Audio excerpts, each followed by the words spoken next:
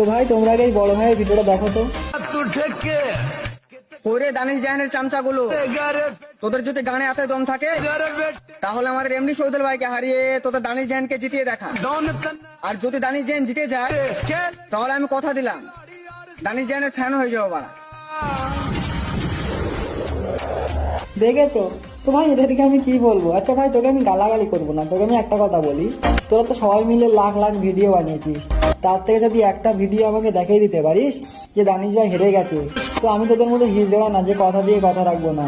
আমি তোকে বললাম আমি ভিডিও বানানো ছেড়ে দেবো, শুধু ভিডিও বানানো ছেড়ে দেবো না, আমার ইনস্টাগ্রাম আইডি ডিলিট করে দেবো। যদি পারিস তাহলে দেখিয়ে দিস যে দানিশ ভাই একটা ভিডিও হেরে গেছে, তুই তোর বাপের জন্য দেখাতে পারবি না, বুঝতে পারলি? আর দানিশ ভাইয়ের ফ্যান ফলোয়াররা ভাই আসে কমেন্ট বক্সে দানিশ ভাইয়ের পাওয়ারটা একটু দেখিয়ে দিও। আর আজকে যদি দানিশ ভাই জিতে যায় আর এমডি শহীদুল ভাই হেরে যায়, তাহলে এই বড় ভাই যদি কোনোদিন দানিশ ভাইকে রোস্ট করে ভিডিও বানায়, সেই